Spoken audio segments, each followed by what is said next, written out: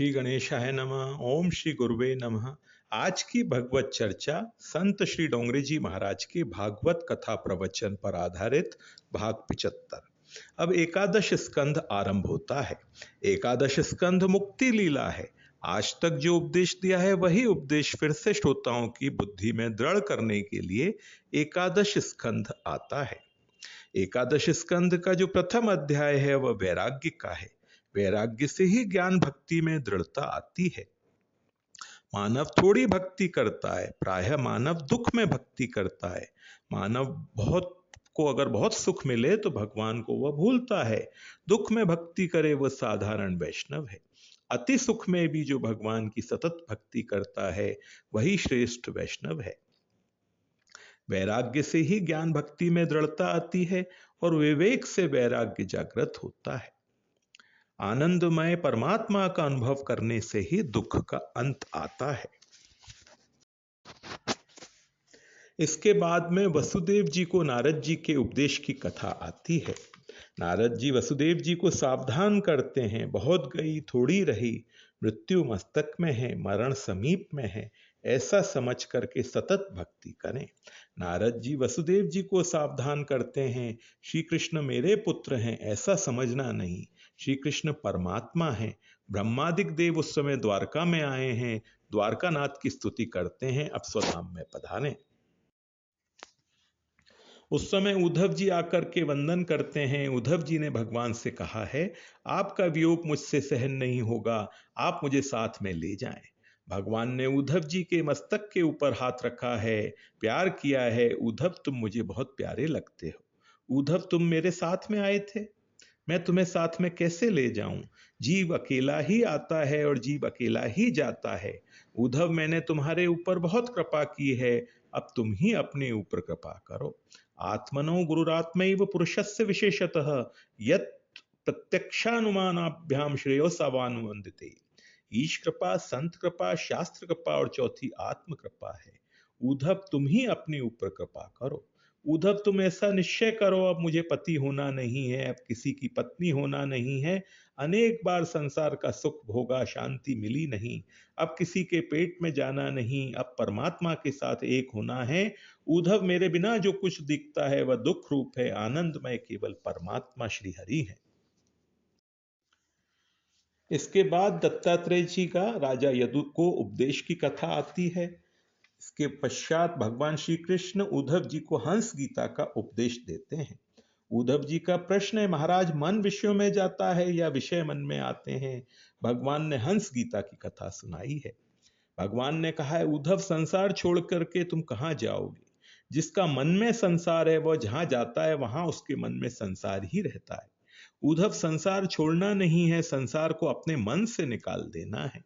खराब विचार करने के लिए मन नहीं दिया है, मन परमात्मा का ध्यान करने के लिए दिया है। ध्यान योग समझाया है। भगवान के ध्यान में जैसे जैसे तन्मयता होती है, आनंद बढ़ने लगता है। वर्णाश्रम धर्म की कथा वर्णन की है, विभूति योग समझाया है। उद्धव जी ने अनेक प्रश्न किए हैं, भगवान उद्धव जी को सावधान करते हैं। उद्धव जी का प्रश्न है, सबसे बड़ा दान कौन सा है? स्वर्ण का दान करने से ज्यादा पुण्य मिलता है या चांदी का दान करने से ज्यादा पुण्य मिलता है? भगवान कहते हैं, उद्धव सोने का दान, चांदी का दान, अन्न दान, वस्त्र दान, द्रव्य दान ठीक है, अच्छा है। मैं तुम्हें एक सबसे बड़ा दान बताता हूं जो दान अति गरीब भी दे सकता है। उद्धव, जगत के आधार भगवान है, ये संसार भगवान में है। जगत को जो भगवान में देखता है, जो सब में भगवत भाव रखता है, जो किसी के लिए खराब विचार नहीं करता, जो किसी के लिए खराब शब्द नहीं बोलता, उद्धव वह बड़ा भारी दान देता है। जो सब में सब भगवत भाव रखता है वह सबसे बड़ा दानी है, किसी से द्रोह न करे। उद्धव, पाप का तिरस्कार करो, पापी का तिरस्कार मत करो। सभी के आधार परमात्मा है, किसी के लिए मन में कुभाव मत लाओ। उद्धव जी का प्रश्न है, मूर्ख किसको कहते हैं? भगवान कहते हैं, शरीर में हूं, शरीर का सुख ही मेरा सुख है। शरीर सुख में, इंद्रिय सुख में जो फंसा हुआ रहता है वही मूर्ख है, वही अज्ञानी है। इसके बाद उद्धव जी का प्रश्न है, स्वर्ग किसको कहते हैं, नरक किसको कहते हैं? भगवान कहते हैं, उद्धव मन में विकार वासना जागृत हो, छल कपट करने की इच्छा हो तो समझना कि मैं नरक में पड़ा हूं।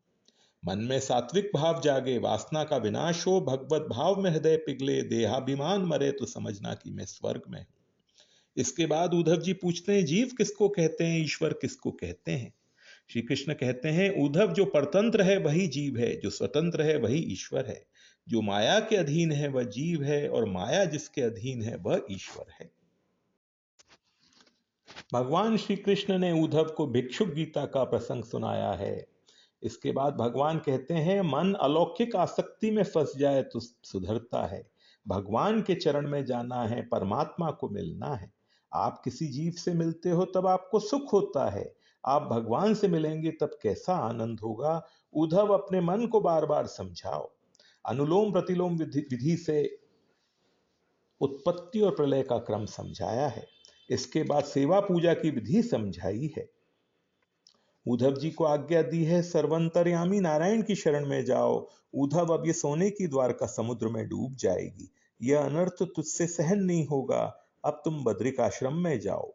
नमस्तुते महायोगिन प्रपन्न मनुषाधिमाम, यथा त्वच्चरणाम विजय रति स्यादन पायिनी। उद्धव जी ने भगवान के चरणों में बारंबार वंदन करके कहा है, थोड़े समय में आपने मुझे सुंदर बोध दिया है, मैं बारंबार आपके चरणों में वंदन करता हूं, कृपा करें। मैं अकेला कहीं गया नहीं, मेरे मालिक आए तो आपके पीछे पीछे आऊंगा, मेरे भगवान साथ में आए। भगवान ने उद्धव जी के मस्तक के ऊपर हाथ रखा है। उद्धव, तू ऐसा क्यों मानता है कि मैं अकेला हूं? तुम्हारे हृदय में मैं हूं। क्षेत्रज्ञम चापी माम विद्धि, तुम अकेले कहां हो, मैं तुम्हारे साथ में ही हूं। थोड़ी अंदर दृष्टि करो, मेरा ध्यान करो, मेरा स्मरण करो, मैं वहां प्रकट हो जाऊंगा। ऐसी भावना करो कि भगवान मेरे साथ में है, मैं अकेला नहीं हूं। उद्धव जी कहते हैं, भावना करने के लिए भी कुछ आधार चाहिए, निराकार भावना नहीं हो सकती है। उद्धव जी ने चरण सेवा बहुत की थी। भगवान ने कहा, उद्धव मैं तुम्हें क्या दूं? मालिक के चरण में सुंदर पादुका है, भगवान ने अपनी चरण पादुका उद्धव जी को दी है। उद्धव जी को तो ऐसा आनंद हुआ कि यह पादुका नहीं, यह प्रत्यक्ष श्री कृष्ण है। एकादश स्कंद के 29वें अध्याय में कथा आती है। ध्यान करते हुए उद्धव जी भगवान के चरणों में लीन हुए हैं। 30वां और 31वां अध्याय है, उसमें यदुवंश के विनाश की कथा है। भगवत इच्छा से यादवों में कलह हुआ है, पांडवों का विनाश होता है, भक्त पुंडरीक की कथा आती है। इसके साथ ही एकादश स्कंद पूर्ण होता है। एकादश स्कंद परिपूर्ण किया है, द्वादश स्कंद का आरंभ करते हैं। द्वादश स्कंध आश्रय लीला है। मुक्त जीव भगवान के चरण में रहते हैं, कृतार्थ होते हैं। कलयुग का वर्णन किया है। सुखदेव जी महाराज परीक्षित राजा को नित्य प्रलय, नैमित्तिक प्रलय, प्राकृतिक प्रलय, आत्यंतिक प्रलय की कथा सुनाते हैं। परीक्षित राजा को सावधान किया है, आज कथा का अंतिम दिन है, अब तक्षक नाग के आने का समय हुआ है। तक्षक शरीर को काटता है, आत्मा को दंश नहीं कर सकता है। अब आत्म स्वरूप में नारायण का दर्शन करो। तक्षक नाग का शरीर को दंश हो, तुम्हें खबर भी नहीं पड़ेगी। तुम्हारे मन में कोई शंका हो तो तुम मुझसे प्रश्न करो। मैं बैठा हूं तब तक तक्षक नाग नहीं आएगा, कदाचित आए तो मेरी दृष्टि पड़ने से उसका विष अमृत हो जाएगा। सुखदेव जी महाराज केवल ब्रह्म ज्ञानी हैं ऐसा नहीं है, उनकी ब्रह्म दृष्टि स्थिर हो गई है। मेरी आंख में ऐसी शक्ति है कि तक्षक आए तो उसके विष को मैं अमृत बना दूंगा। मैं बैठा हूं तब तक तक्षक आएगा ही नहीं। तुम्हारे मन में कोई शंका हो तो मुझसे प्रश्न करो, मैं तुम्हें कथा सुनाता हूं। महाराज परीक्षित बारंबार वंदन करते हैं, आपने बहुत कृपा की है, आपने मुझे कथा सुनाई नहीं, भगवान का दर्शन करने की आंख आपने मुझे दी है। सदगुरुदेव सत शिष्य को आंख देते हैं। आपने ऐसी कृपा की है, चारों ओर श्री हरि का, नारायण का दर्शन होता है। अंदर नारायण, बाहर नारायण है, दाहिनी ओर नारायण, बाईं ओर नारायण है। तक्षक नाग के लिए भी मेरे मन में जरा कुभाव नहीं है, भले ही वो मेरे शरीर को दंश करे। आपने बहुत कृपा की, आपने मुझे कथा सुनाई है। आपने मुझे कथा सुनाई ही नहीं, प्रत्यक्ष नारायण का दर्शन कराया है। मैं अति आनंद में हूं, आपने मुझे कृतार्थ किया है। सुखदेव जी महाराज प्रसन्न हुए हैं। राजा, तुम जैसा बोलते हो वैसा ही मुझे दिखते हो। तुम भगवान के धाम में जाने वाले हो, परमात्मा के चरण में जाने वाले हो। हम तुम साथ में बैठे, तुम्हारे सत्संग में मुझको बहुत आनंद आया। मेरी कथा तुम बहुत प्रेम से सुनते थे, इसलिए श्री कृष्ण का दर्शन करता हुआ मैं बोलता था। बहुत सावधान होकर के तुम कथा सुनते थे, जगत को भूल करके भगवान में तन्मय होकर के मैं कथा करता था। मैं तुम्हारा उपकार मानता हूँ, मेरी कथा तुमने प्रेम से सुनी है, तुम्हारा कल्याण होगा। तुम भगवान के चरण में जाने वाले हो। हम साथ में बैठे सत्संग में कथा कीर्तन में मुझे बहुत आनंद आया। तुम तो भगवान के धाम में जाओगे। इस शरीर को तक्षक नाग का दंश हो वह प्रसंग में देख नहीं सकूंगा। मुझे देखना नहीं है, मेरा काम हो गया, मैं यहां से अब उठ जाता हूं, मुझे अनुमति दो। परीक्षित महाराज बारंबार वंदन करते हैं, आपने बहुत कृपा की है, आप महान पुरुष हैं, आपको कौन अनुमति दे सकता है। मैं अति आनंद में हूं, मन में कोई विकार नहीं है, मन में कोई आसक्ति नहीं है, कोई इच्छा नहीं है। आपकी कृपा से मेरा मन अति शांत है। मन में थोड़ी भावना है, अपने सदगुरुदेव की पूजा करने की मुझे इच्छा है। एक बार मैं आपकी पूजा करूंगा, पूजा करने के बाद आपको जो उचित लगे वैसा करें। महाराज परीक्षित ने समाप्ति में प्रेम से सुखदेव जी महाराज की पूजा की है। पूजा करके सुखदेव जी के चरणों में साष्टांग प्रणाम किया है। सुखदेव जी को वंदन करके कहा है, शरण में आया हूं, कृपा करें, मैं अंतिम वंदन करता हूं। गुरुदेव महान सिद्ध हैं, शिष्य लायक हैं। गुरुदेव को दया आई है, इसका कल्याण हो, ये जीव कृतार्थ हो, भगवान के चरण में जाए। गुरुदेव ने मस्तक के ऊपर वरद हस्त रखा है।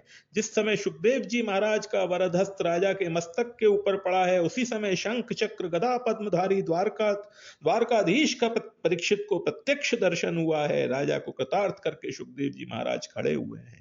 कथा सुनने के लिए बड़े बड़े ऋषि वहां आए थे। सुखदेव जी के पूज्य पिता व्यास नारायण जी भी कथा में बैठे थे। कथा सुनकर व्यास जी महाराज बहुत प्रसन्न हुए हैं। मेरा पुत्र है, किंतु यह मुझसे भी श्रेष्ठ अति सुंदर कथा कहता है। इसका ज्ञान वैराग्य, इसकी प्रेम लक्षणा भक्ति अलौकिक है। व्यास जी नारद जी जैसे महान ऋषियों ने खड़े होकर सुखदेव जी महाराज का जय जयकार किया है। नैमिषारण्य में सूत जी शौनकादिक ऋषियों को ये कथा सुनाते हैं। सूत जी कहते हैं, मेरे सदगुरुदेव सुखदेव जी महाराज हैं। उनका ध्यान इस तरफ नहीं कि कौन मुझको वंदन करता है, कौन मुझको मान देता है। सुखदेव जी का ब्रह्माकार वृत्ति स्थिति स्थिर है। कथा करने के बाद सुखदेव जी महाराज कहाँ गए, कैसे गए, ये बराबर किसी ने देखा नहीं। समाप्ति में परीक्षित राजा ने गंगा मैया में स्नान किया है। गंगा तट पर दर्भ के आसन पर विराजमान हुए हैं। सूत जी कहते हैं, मैं वहां मौजूद था। मैंने अपनी आंखों से देखा, राजा के शरीर से दिव्य तेज निकला और ब्रह्म स्वरूप में लीन हो गया। परीक्षित विमान में बैठकर वैकुंठ धाम में गए। उसके बाद उनके शरीर को तक्षक का दंश हुआ है। तक्षक की विषाग्नि में वह शरीर जल करके भस्म हो गया। देवों ने पुष्प वृष्टि करते हुए सराहना की है। धन्य भागवत शास्त्र को, धन्य सुखदेव जी महाराज को और धन्य राजा परीक्षित को। काल तक्षक के दंश करने के पूर्व ही राजा परीक्षित प्रभु के धाम में पहुंच गए। परीक्षित राजा को सदगति मिली है। सूत जी कहते हैं, गंगा तट पर अपने सदगुरुदेव श्री सुखदेव जी महाराज के मुख से मैंने जो कथा सुनी वह मैंने यथामति आपको सुनाई। इस कथा में जो दिव्य तत्व है वह मेरे सदगुरुदेव का प्रसाद है। कथा में कोई दोष रह गया हो तो वह मेरा है। कथा में अनेक प्रमाद हुए होंगे, वे सब भी मेरे हैं। मैं आप सबके चरणों में बारंबार वंदन करता हूं। मुझे तो श्री कृष्ण ही अनेक रूपों में दर्शन देते हैं। आप सब परमात्मा के स्वरूप हैं। सूत जी बारंबार वंदन करते हैं, क्षमा मांगते हैं। संत कभी सत्कर्म की समाप्ति नहीं करते। जिस दिन इस शरीर की समाप्ति हो उस दिन भले ही सत्कर्म की समाप्ति हो जाए, जीवन की अंतिम श्वास तक परमात्मा श्री कृष्ण का ध्यान करें, प्रेम से श्री बाल कृष्ण लाल की सेवा करें, परमात्मा के नाम का कीर्तन करें। अंतिम श्वास तक इस शरीर को परोपकार में लगाएं। परमात्मा की कृपा से अब यह ज्ञान यज्ञ परिपूर्ण होता है। कथा में जाने अनजाने वक्ता पाप करता है, श्रोता भी पाप करता है। इसलिए ज्ञान यज्ञ की संपूर्ण सफलता के लिए सूत जी ने प्रायश्चित करने की आज्ञा दी है। नाम संकीर्तनम यस्य सर्व पाप प्रणाशनम प्रणामो दुख शमनस्तम नमामि हरिम परम। जिन भगवान के नामों का संकीर्तन सारे पापों को सर्वथा नष्ट कर देता है और जिन भगवान के चरणों में आत्मसमर्पण, उनके चरणों में प्रणति सर्वदा के लिए सब प्रकार के दुखों को शांत कर देती है, उन्हीं परम तत्व स्वरूप श्री हरि को मैं नमस्कार करता हूं। हरहे नमः, हरहे नमः, हरहे नमः। इस प्रकार ये श्रीमद् भागवत ज्ञान यज्ञ की समाप्ति होती है। आज के लिए बस इतना ही। ओम श्री गुरुवे नमः।